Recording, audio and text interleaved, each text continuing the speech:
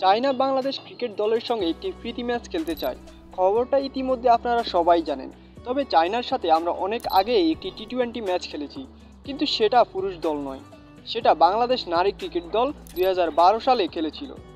2012 সালের Asian cricket council আয়োজিত নারী টি-20 এশিয়া কাপে চীন এবং বাংলাদেশের নারীদের মধ্যকার একটি স্মরণীয় ম্যাচ অনুষ্ঠিত হয় চীনের ওয়াংজুতে।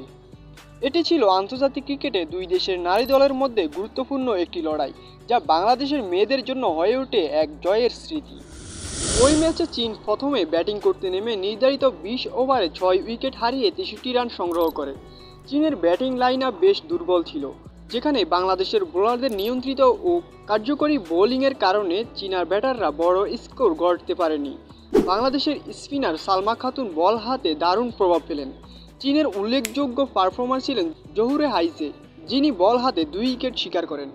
জবাবে ব্যাট করতে নেমে বাংলাদেশ নারী দল 19 ওভার 1 বলে 4 উইকেট হারিয়ে 64 রান সংগ্রহ করে ম্যাচটি 6 উইকেটে জিতে নেয়।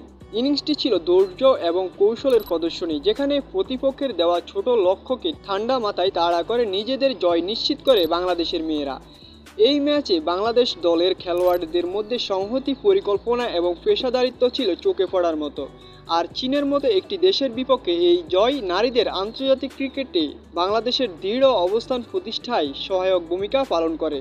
বাংলাদেশ দলের এই জয়ের মাধ্যমে পরিষ্কারভাবে প্রমাণিত হয়, সঠিক পরিকল্পনা, অনুশীলন এবং মানসিক দৃঢ়তার মাধ্যমে যে কোনো আন্তর্জাতিক প্রতিপক্ষের বিরুদ্ধে জয় সম্ভব, এবং এই জয় ছিল নারী ক্রিকেটের অগ্রগতির পথে একটি গুরুত্বপূর্ণ ধাপ।